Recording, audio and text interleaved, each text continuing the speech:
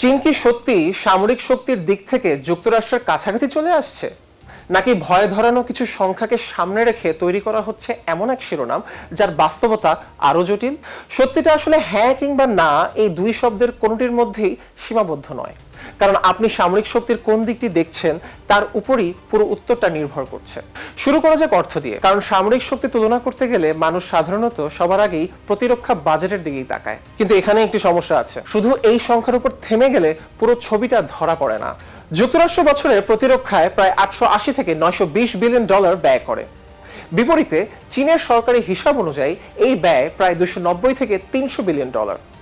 তবে সরকারি হিসাবের বাইরে থাকা বা বিভিন্নভাবে হিসাবের মধ্যে না আসা ব্যয় যোগ করলে বাইরের বিশ্লেষকদের অনেকের অনুমান চীনের প্রকৃত সামরিক ব্যয় প্রায় 350 থেকে 450 বিলিয়ন ডলারের মধ্যে। অর্থাৎ কাগজে কলমে এখনো যুক্তরাষ্ট্র চীনের তুলনায় অনেক বেশি অর্থ ব্যয় করছে, অন্তত প্রায় দ্বিগুণ। এই ব্যবধান গুরুত্বপূর্ণ, কারণ সামরিক শক্তি শুধু অস্ত্র কেনার উপর নির্ভর করে না। অর্থ প্রয়োজন সামরিক সরঞ্জামের রক্ষণাবেক্ষণ, প্রশিক্ষণ, জ্বালানি, যন্ত্রাংশ এবং সেই বিশাল অবকাঠামো ধরে রাখার জন্য, যেসব বিষয়ে খুব একটা চোখে পড়ে না কিন্তু একটি বড় সামরিক বাহিনীকে বাস্তবে কার্যকর রাখে। তবে এখানেও শুধু মোট অর্থের হিসাব দিয়ে পুরো গল্পটা বোঝা যায় না, কারণ চীনের অর্থ তার নিজস্ব ভূখণ্ডের ভেতরে তুলনামূলকভাবে বেশি কার্যকরভাবে কাজে লাগানো যায়। সেখানে শ্রমের খরচ কম, জাহাজ নির্মাণের অবকাঠামো অনেক আধুনিক ও বিশাল, আর যুক্তরাষ্ট্রের মতো বিশ্বের বিভিন্ন প্রান্তে শত শত সামরিক ঘাঁটি পরিচালনার বিশাল খরচও চীনের নেই। আর এখানেই আমরা এমন একটি জায়গায় পৌঁছাই যেখানে যুক্তরাষ্ট্র ও চীনের ব্যবধান সত্যি অনেকটা কমে এসেছে জাহাজ নির্মাণে। সংখ্যার বিচারে চীনের নৌবাহিনী এখন বিশ্বের সবচেয়ে বড়। গত কয়েক বছরেই তারা এই অবস্থানে পৌঁছেছে। বিভিন্ন হিসাব অনুযায়ী ছোট টহলযান সহ কি কি ধরনের জাহাজকে গণনার মধ্যে রাখা হচ্ছে তার উপর নির্ভর করে চীনের নৌবহরের আকার প্রায় 370টি থেকে 1000-এরও বেশি জাহাজ পর্যন্ত ধরা হয়। অন্যদিকে যুক্তরাষ্ট্রের নৌবহরে রয়েছে কয়েকশোর কিছু বেশি জাহাজ। শুনতে বিষয়টি উদ্বেগজনক মনে হতে পারে, কিন্তু এখানে একটি গুরুত্বপূর্ণ প্রশ্ন হলো এই জাহাজগুলোর ধরন কি। যুক্তরাষ্ট্রের রয়েছে 11টি পারমাণবিক শক্তিচালিত বিমানবাহী রণতরী। প্রতিটি রণতরী যেন একটি ভাসমান বিমান ঘাঁটি, যা পৃথিবীর প্রায় যে কোনো প্রান্তে গিয়ে সামরিক শক্তি প্রয়োগ করতে পারে। চীনের বর্তমানে রয়েছে 3টি বিমানবাহী রণতরী। এগুলো তুলনামূলকভাবে ছোট, প্রচলিত জ্বালানিতে পরিচালিত এবং একটি মার্কিন বিমানবাহী রণতরীর তুলনায় প্রায় 1/3 বিমান বহন করতে পারে। অর্থাৎ চীনের জাহাজের সংখ্যা বেশি হতে পারে, কিন্তু যে ধরনের জাহাজ একটি দেশকে নিজের উপকূল থেকে হাজার হাজার কিলোমিটার দূরে গিয়ে যুদ্ধ করার সক্ষমতা দেয়, সেই জায়গায় যুক্তরাষ্ট্র এখনো স্পষ্টভাবে এগিয়ে। আর এই পার্থক্যটি বেশি জাহাজ বনাম বেশি সক্ষমতা চীন ও যুক্তরাষ্ট্রের সামরিক শক্তির তুলনায় বারবার ফিরে আসে। সামরিক জনবলের ক্ষেত্রেও চীনের সংখ্যাগত সুবিধা রয়েছে। চীনের সক্রিয় সামরিক সদস্য প্রায় 20 লাখ, বিপরীতে যুক্তরাষ্ট্রের সক্রিয় সেনা সদস্যের সংখ্যা প্রায় 14 লাখ। কিন্তু আকাশপথে চিত্রটা আবার বদলে যায়। যুক্তরাষ্ট্রের কাছে রয়েছে আরো বড় এবং উন্নততর যুদ্ধ বিমান বহর। এর মধ্যে রয়েছে F-22 এবং F-35 এর মতো স্টেলথ যুদ্ধ বিমান, যার সরাসরি সমতুল্য এখনো চীনের হাতে নেই। যদিও চীন নিজস্ব 5ম প্রজন্মের যুদ্ধ বিমান তৈরি করছে এবং এই ব্যবধান কমানোর চেষ্টা করছে। পারমাণবিক অস্ত্রের ক্ষেত্রে দুই দেশের মধ্যে বড় পার্থক্য রয়েছে। যুক্তরাষ্ট্রের হাতে রয়েছে হাজার হাজার পারমাণবিক ওয়ারহেডের বিশাল মজুদ। চীনের মজুদ এখনো তুলনামূলকভাবে ছোট, কয়েকশোর মধ্যে। তবে চীনের পারমাণবিক অস্ত্র ভান্ডার যে গতিতে বাড়ছে তার নজির দেশটির ইতিহাসে আগে দেখা যায়নি। বর্তমানে সংখ্যার ব্যবধান বিশাল হলেও এই দ্রুত সম্প্রসারণ নিজেই একটি গুরুত্বপূর্ণ কৌশলগত বার্তা। তাহলে কোন কোন ক্ষেত্রে চীন সত্যি যুক্তরাষ্ট্রের কাছাকাছি চলে আসছে? প্রতিরক্ষা বিশ্লেষকদের মধ্যে সাধারণত 3টি ক্ষেত্র সবচেয়ে বেশি আলোচিত হয়।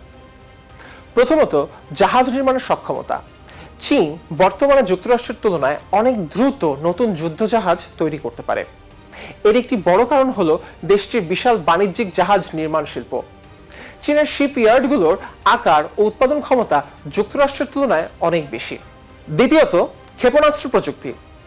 বিশেষ করে এমন দূরপাল্লার ক্ষেপণাস্ত্র যেগুলো সমুদ্র থেকে দূরে থাকা বিমানবাহী রণতরী সহ বড় সামরিক লক্ষ্যবস্তুকে হুমকির মুখে ফেলতে পারে। এর ফলে চীনের উপকূলের কাছাকাছি মার্কিন সামরিক বাহিনী কতটা নিরাপদে এবং কতটা স্বাধীনভাবে অভিযান পরিচালনা করতে পারবে সেই হিসাবটাই বদলে যায়। তৃতীয়ত, উদীয়মান প্রযুক্তি। হাইপারসনিক অস্ত্র থেকে শুরু করে কৃত্রিম বুদ্ধিমত্তা নির্ভর সামরিক ব্যবস্থা, এসব ক্ষেত্রে প্রতিযোগিতা এতটাই ঘনিষ্ঠ যে কোনো পক্ষের নিরঙ্কুশ নেতৃত্বের কথা এখনই বলা কঠিন। তবে এমন কিছু জায়গা আছে যেখানে চীন এখনো যুক্তরাষ্ট্রের তুলনায় স্পষ্টভাবে পিছিয়ে। এর মধ্যে সবচেয়ে গুরুত্বপূর্ণ হলো ক্ষমতা দূর দূরান্তে পৌঁছে দেওয়ার সক্ষমতা, পাওয়ার প্রজেকশন। অর্থাৎ নিজের দেশের সীমান্তের অনেক দূরে গিয়ে দীর্ঘ সময় ধরে সামরিক অভিযান পরিচালনা করা এবং সেই অভিযানকে প্রয়োজনীয় রসদ, অস্ত্র, জ্বালানি ও জনবল দিয়ে টিকিয়ে রাখার ক্ষমতা। যুক্তরাষ্ট্রে রয়েছে বিশ্বের বিভিন্ন দেশে 700টিরও বেশি সামরিক ঘাঁটি এবং কয়েক দশকের অভিজ্ঞতা। বিশ্বের এক প্রান্ত থেকে আরেক প্রান্তে জটিল সামরিক অভিযানের পরিচালনারও অভিজ্ঞতা রয়েছে। অন্যদিকে চীনের সামরিক বাহিনী আকারে বিশাল হলেও 1979 সালের পর থেকে কোনো দীর্ঘমেয়াদী যুদ্ধের অভিজ্ঞতা অর্জন করেনি। বিশ্বজুড়ে চীনের সামরিক ঘাঁটির নেটওয়ার্কও যুক্তরাষ্ট্রের তুলনায় খুবই সীমিত। এই অভিজ্ঞতার ব্যবধান কোনো এক্সেল শিটে দেখা যায় না, কিন্তু সামরিক পরিকল্পনাকারী ও কর্মকর্তারা দুই দেশেরই এটিকে একটি বাস্তব পার্থক্য হিসেবে বিবেচনা করেন।